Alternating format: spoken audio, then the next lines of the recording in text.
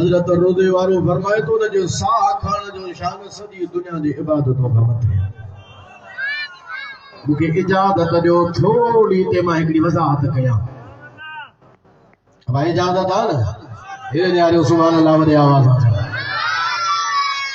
असां वटि हिकिड़ो ग्रुप रहंदो आहे दुनिया में पाकिस्तान में पंहिंजे सिंध में भी आहे उन ग्रुप जो हिकिड़ो मौलवी आहे उन हिकिड़ो किताब लिखियो उन पंहिंजे किताब में उन लिखियो आहे तहज़ीरुन नास पंहिंजे किताब रिसाले जे अंदर मौलवी कासिम नालो ते लिखी वियो आहे चवे थो नबी सगोरा तवज्जो सां जमा सगोरी चवे थो नबी सगोरा इल्म में उम्मत खां मुमताज़ हूंदा माना नबी इल्म में उम्मत खां मथे हूंदो आहे पर रहियो मसालो अमल जो चए थो कॾहिं कॾहिं ईअं थींदो आहे जो उम्मती अमल में नबीअ खां माज़अल्लाह चवे थो कॾहिं त बराबर थींदो आहे कॾहिं उम्मती अमल में नबीअ खां वधी वेंदो आहे हुन इहो बेअदबी गुस्ताखाना ॻाल्हि पंहिंजे किताब में लिखी चवे थो अमल में उम्मती नबीअ जे बराबर भी थी सघे थो पर कॾहिं कॾहिं मथे बि वधी वेंदो आहे हिक पासे ॾे मौलवी कासिम नानोतवीअ जे किताब जी इहा इबारत रखो ॿिए पासे ॾे आरिफ़नि जे इमाम हज़रत पीर साईं रोज़े थोड़ी रज़ी अल्लाह ताला अन्हु जे फरमान खे रखो पीर साईं रोज़े वारा कंहिं मुंहिंजा साईं सहाबी जी ॻाल्हि नथा कनि कंहिं नबीअ जी ॻाल्हि कान था कनि हुज़ूरुल मदीने वारे जो मक़ाम त सभिनी नबीअनि खां मथे आहे पीर साईं रोज़े वारा आरिफ़ वलीअनि में जेको आरिफ़ आहे ख़ुदा जी मारिफत जंहिंखे हासिल आहे पाण फरमाइनि था आरिफ उम्मती थींदो आहे उम्मत जो वली हूंदो आहे इसे फरमाइनि था आरिफ जे साह खणण जो मक़ाम जग जान जे इबादतुनि खां मथे आहे जेकॾहिं आरिफ जे साह जो इहो मक़ाम सहाबी जे साह जो मक़ाम छा हूंदो अंबिया नबीअनि सगोरनि जे साह खणण जो शान छा हूंदो त मदीने वारे सल्लल्लाहु अलैहि वसल्लम जे साह खणण जो मक़ाम मर्तबो जाऊंदो अहिड़ी बेअदबी हुज़ूर जे ज़ात जी त उम्मती नबीअ जे अमल में बराबर थी थो वञे असांजो अक़ीदो आहे नबी इल्म में बि उम्मत खां मुमताज़ हूंदो आहे त नबी अमल में बि उम्मत खां मुमताज़ जॾहिं हिक वली आरिफ सगोर जे साह खणण जो मक़ाम आहे त नबीअ जो मक़ाम त मथे आहे उल अज़म अंबिया जो मक़ाम त मथे आहे ऐं असांजे मदीने वारे जो त सभिनी खां शान मथे आहे इहा मुहबत जेका आहे मां ॻाल्हि पई कई मक़ामे मुहबत जी इहो मुहबत वारी शइ उहा आहे जेका अज़ल खां इंसान खणी आयो मां पीर साईं रोज़े वारे जी ॻाल्हि पई कई मकतूबात शरीफ में पाण फरमायो अथऊं जो सुभान अल्लाह प्रोफेसर साहब तव्हांखे ॿुधायो पिए न त मलफूज़ात शरीफ जी ॻाल्हि थी आहे पोइ हिते अचण वारो मुमकिन आहे मकतूबा जी ॻाल्हि करे त मां बरसबील तस्करा मकतूबा शरीफ जी ॻाल्हि बि कयां थो अबा मलफूज़ात शरीफ में फ़क़ीरनि जेको ॿुधो उहो वरी ख़लीफ़े महमूद निज़ामानीअ खे ॿुधायो ख़लीफ़े महमूद निज़ामानीअ लिखियो त पीर साईं हीअं फरमायो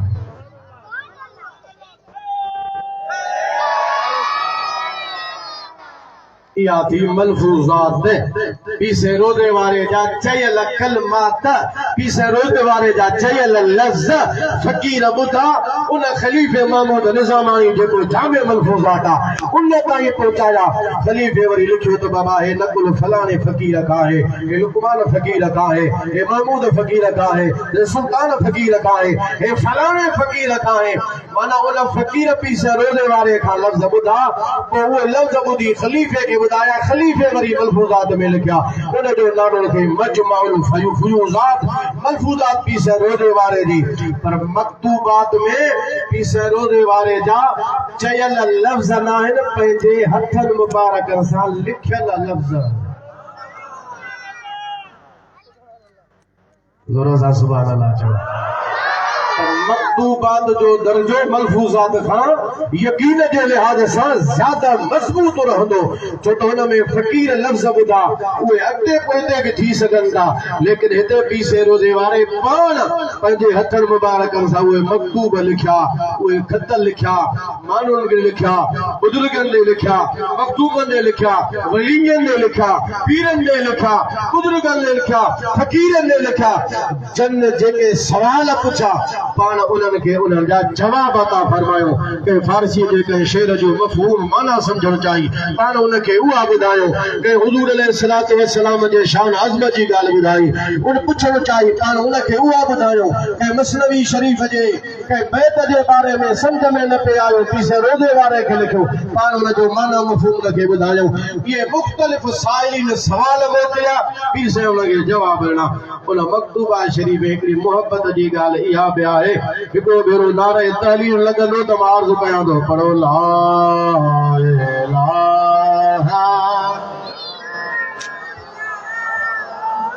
ला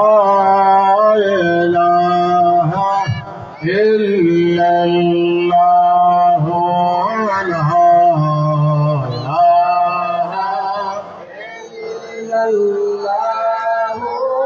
ला इलाहा सफ़ा सुफ़ा थधि जो असर थी वियो अथव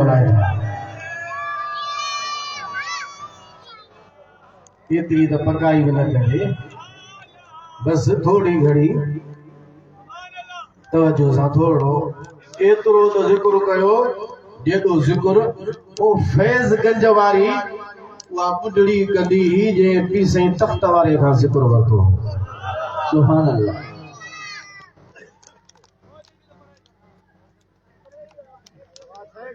हिन ते ज़ोरदार नारो लॻे त मां ॿुधायां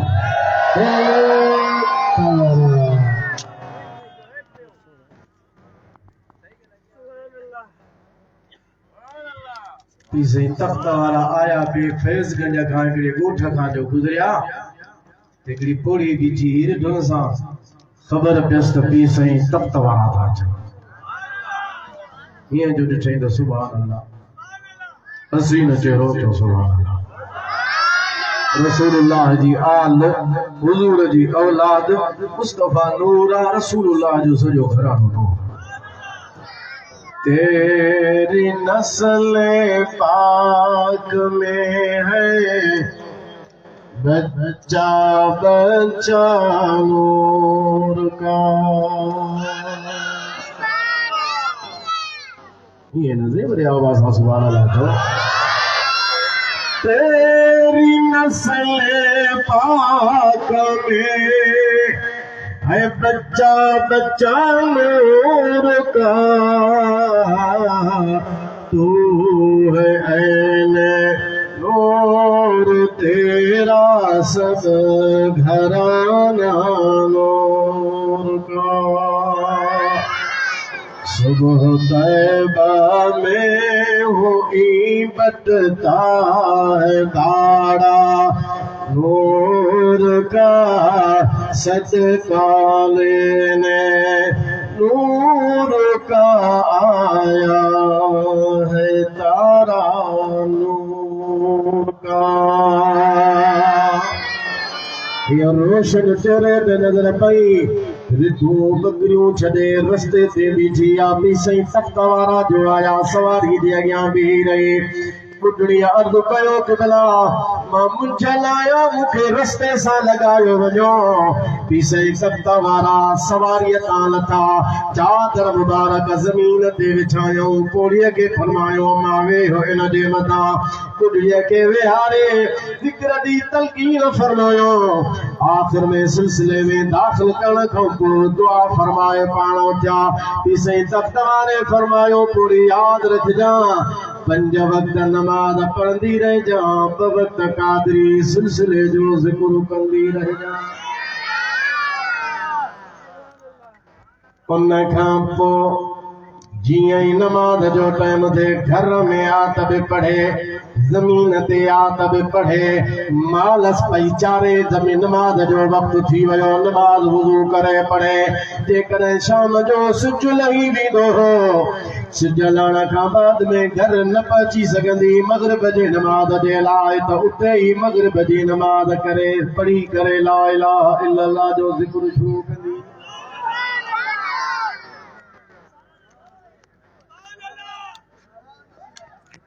जोरा सा सुभान अल्लाह वॾी दाल पाणी हिम्मत कयो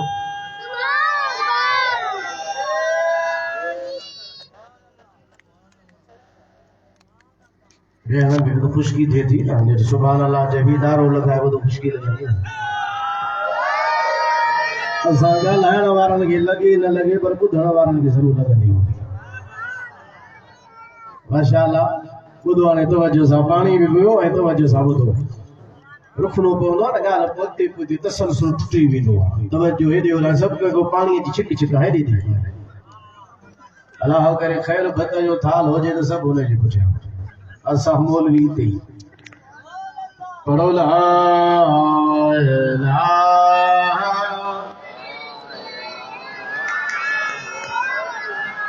बुलंदा सा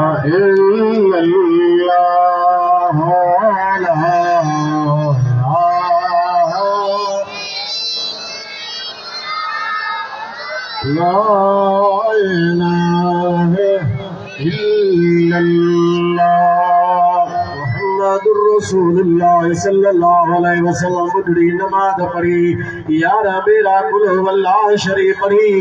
मुर्शिद जे ऐन तलकीन ऐं इरशाद जे मुताबिक ज़िक्र शुरू करे ॾींदी हुई जीअं ई पूरी वेही ला इलाहा इल्लल्लाह का ज़िक्र शुरू कंदी हुई अल्लाह जी कुदरत जो अहिड़ो ज़हूर थींदो हो जो पूरी उते वेठी आहे किबले ॾे मुंहुं कयो ला इलाहा इल्लल्लाह ज़िक्र हले थो उन जो रिढूं उन जो बकरियो चरण छॾे पूरीअ जे चौधारी वराए हुनखे विच में बीही रहंदियूं हुयूं पूरी विच में चौधारी बकरियूं ऐं रिढूं बीहंदियूं हुयूं पूरीअ ॿुढड़ीअ जो मुंहुं काबे ॾे हूंदो हो ला इलाहा इल्लल्लाह जो ज़िक्र हूंदो हो त वरी रिढुनि ऐं बकरियुनि जो मुंहुं उन ॿुढड़ीअ पूरीअ ॾे हूंदो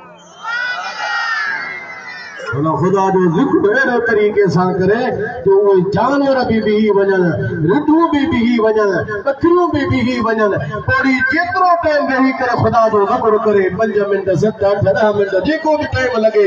ओतिरो टाइम बकरियूं रिढूं सुधारी बीठियूं सभिनी जो मुंहुं उन ॿुढड़ीअ जे तरफ़ हो जॾहिं 100 वरी उन पोड़ीअ जा पूरा थिया उनखे क़ब्रिस्तान में दफ़न करे आया त केतिरे वक़्त ताईं सुबुह शाम उन ॿुढड़ीअ जे क़ब्र मां आवाज़ ईंदो हो ला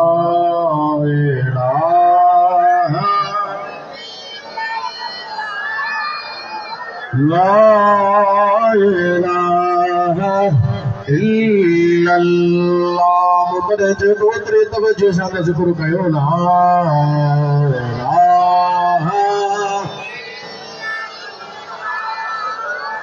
इलाहा इल्लल्लाह मुहम्मदुर रसूलुल्लाह सल्लल्लाहु अलैहि वसल्लम इस रोज़े वारे कुरान करीम जी का आयत बयान फरमाई इन्ना अरदनल अमानत अलस समावाति वल अर्दि वल जिबाल फअबैन अन यहमिलहा व अशफक़न मिनहा व हमलहल इंसान इन्नहु काना ज़लूमन जहूला अल्लाह फरमाए थो असां अमानत खे पेश कयो कंहिंजे मथां आसमाननि जे मथां ज़मीन जे मथां जबलनि जे मथां अल्लाह फरमाए थो मां अमानत जो भार आसमान ते पेश कयो त खणंदो ज़मीन ते पेश कयो त खणंदीअ जबलन ते अमानत जे बार पेश कयो त खणंदा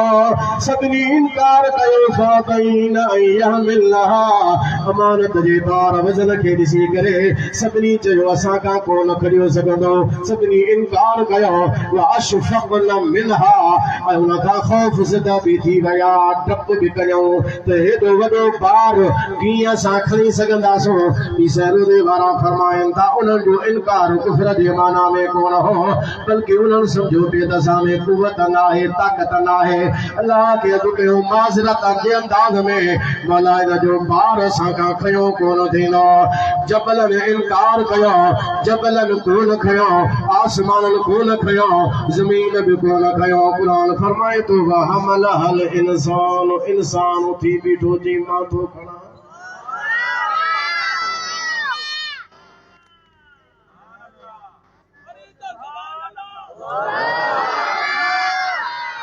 वो अमानत छा हुई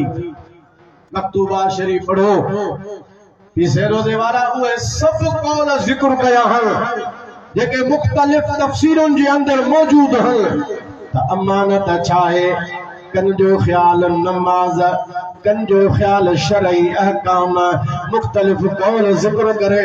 उन्हनि में हिकिड़ो कौल अल्लाह जे इश्क ऐं मोहब्बत वारो बि पाण बयान फरमायो तो असांजी राय बि आहे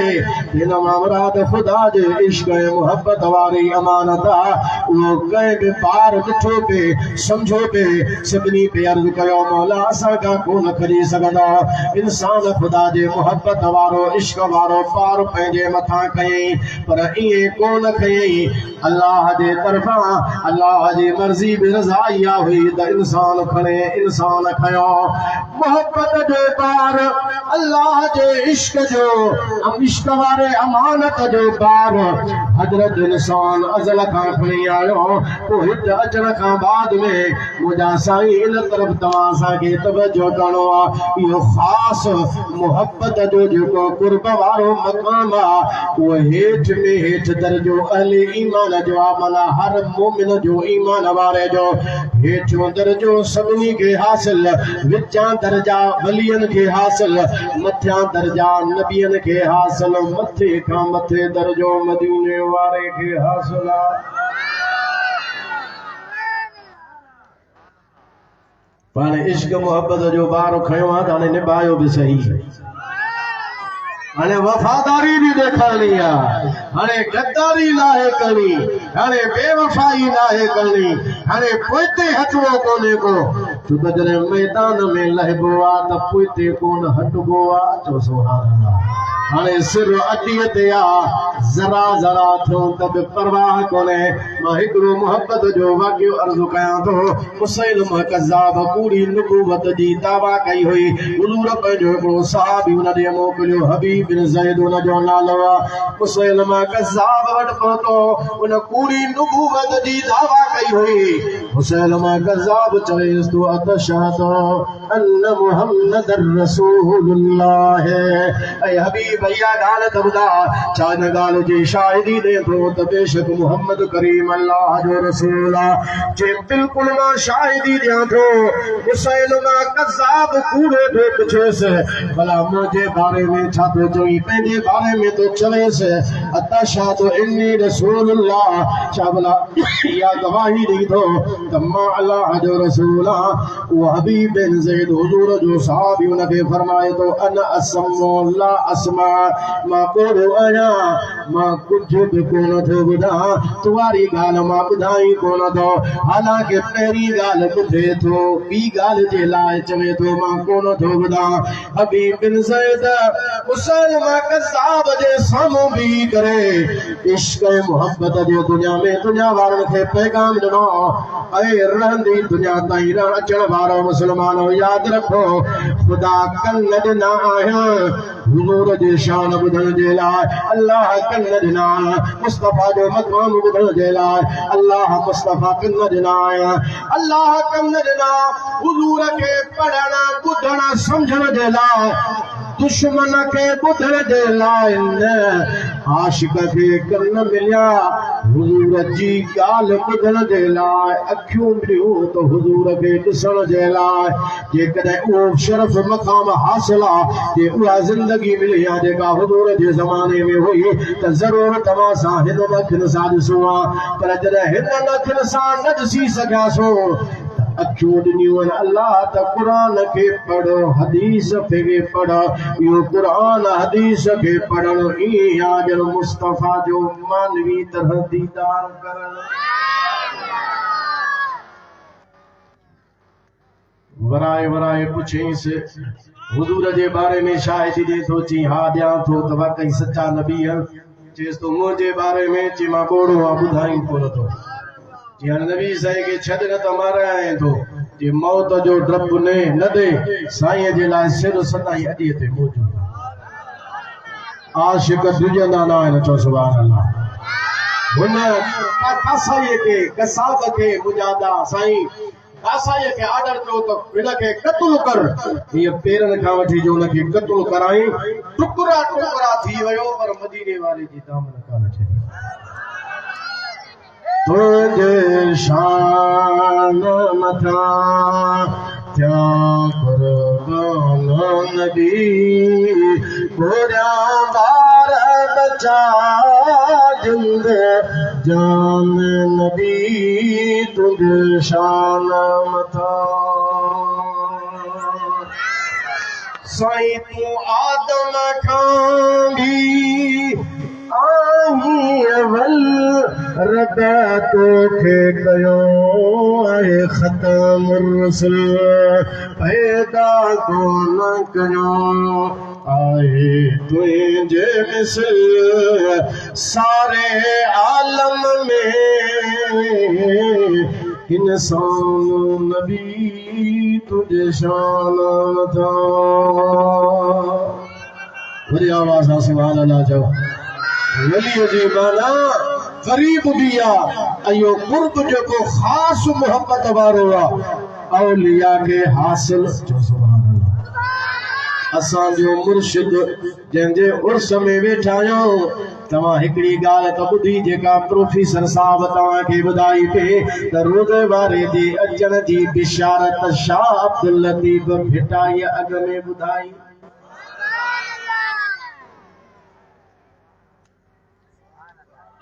सैयद अब्दुल कादिर शाह आखिरी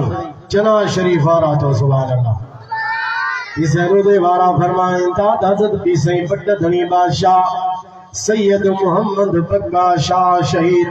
रज़ी अल्लाह ताला अन्हु उते पीरकोट सदाना में सैयद अब्दुल कादिर शाह आखिरी रहमतुल्लाह अलैहि जे दरबार में वया उन वक्त ताईं पी सई मोहम्मद बग्गा शाह शहीद अञा शादी कान कई हुई हज़रत चना शरीफ वारे बुजुर्ग सैयद अब्दुल कादिर शाह आखिरी फरमायो मियां साहब शादी कई अथव पाण फरमायो शादी कान कई आहे छो से औलाद जमे ख़बर नाहे कहिड़ी तंहिंजे करे शादी कोन थो कयां मखदूम साफ़ी सही पटदणी बादशाह खे सैयदना अब्दुल कादिर शाह आखिरी चना शरीफ वारे ॿुधायो जेके कादरी सिलसिले में पी सही पटदणी बादशाह जा मुर्शिदा उन्हनि फरमायो मियां साहब शादी कयो अवां शादी कयो तव्हांजी पुठीअ मां अहिड़ो लिंगर ईंदो वॾो आलिम हूंदो अल्लाह जो वॾो वली हूंदो दुनिया जो महदी थी करे दुनिया में उभरंदो दोनों सां सुभान अल्लाह चओ उन ज़माने में फकीर जीअं हू सैयदना अब्दुल कादिर शाह आखिरी ॿुधायो त ईंदो तुंहिंजे पुश्त में वक़्त जो महदी थी करे उभरंदो जमात जॾहिं पी साईं खे पंहिंजे लाइ महदी चवंदी त पोइ कुझु मौलवियुनि फतवाऊं लॻायूं जे ॾिसो पंहिंजे पीर खे महदी था चवनि हू पिया सम्झनि छॾो हू जेको इमाम महदी ईंदो आख़िर में हू पिया सम्झनि त हे उन उहो महदी था सम्झनि हालांकि मौलवी ग़लति सम्झो इहा ॻाल्हि ई कान हुई जो जमात उहो महदी जंहिंजो जेको आख़िर ज़माने में अचिणो आहे उहा ॻाल्हि ई कान हुई उन लिहाज़ सां न ईअं त महदी तव्हां हर साहिब हिदायत खे हिदायत ॾियण वारे खे चई था सघो माना जे हिसाब सां इस रोज़े वारे खे जमात ईअं चवंदी छो त सभिनी जो हादी रहबर मुर्शिद उहो चओ हुन मौलवी वठी फतवाऊं लॻायूं जमात ते। उन वक़्त में न सिंध में वॾो आलिम थी गुज़रियो, दुनिया हुनखे नोमाने सानी अब्दुल वाहिद सेविस्तानी, जंहिंखे दुनिया नोमाने सानी सदी ॾिनी। असांजो फिक़ह जे चइनि इमामनि में जेको असांजो इमाम आहे, इमाम आज़म अबू हनीफा, उनजो नालो आइसो मुबारक आहे नुअमान बिन साबित। इमाम आज़म अबू हनीफे जो वक़्त जो नाइब हो मखदूम अब्दुल वाहिद सेविस्तानी रहमतुल्लाह अलैह। माण्हू उन वटि विया, चयोसीं हिकु सुवाल पुछो, असांखे सुवाल ठाहियूं त हिकिड़ा मुरीद आहिनि पंहिंजे पीर खे उहे महदी था चवनि, इमाम था चवनि, असांखे इहो ॿुधायो त पंहिंजे पीर खे इमाम चवणु सही आहे या न? मखदूम अब्दुल वाहिस्तानी सेविस्तानी जवाब ॾिनो त बाबा इमाम त वक़्त जो निमाज़ जो वक़्ती निमाज़ जो पेशवा बि थींदो आहे, पोइ को कोरी हूंदो आहे, को मोची हूंदो आहे, को कहिड़ी ज़ात जो हूंदो आहे, को कहिड़ी ज़ात जो हूंदो आहे, उहो बि मुसले ते वेही निमाज़ पढ़ाईंदो आहे। माण्हू हुनखे पंहिंजे लाइ पेशवा तसवुर कंदा आहिनि, इमाम त उनखे बि चवंदा आहिनि जेको मुसले ते वेही निमाज़ पढ़ाए। ऐं जेको आहे रसूलुल्लाह जी औलाद,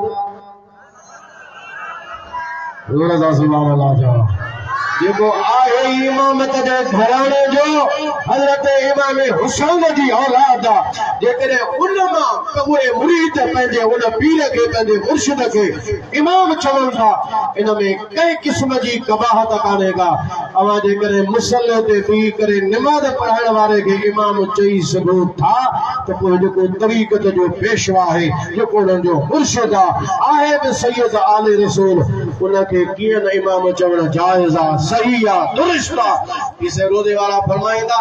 त आलिम त हे बि आहिनि, आलिम त हू बि आहे, पर ॿिन्हिनि आलिमनि में फ़र्क़ु आहे। हे था चवनि त जाइज़ न आहे, हो थो चवनि त इमाम मुर्शिद खे चवणु जाइज़। उन चना शरीफ वारे बुज़ुर्ग पी साईं पटधनी बादशाह खे फरमायो, मां शादी कयो।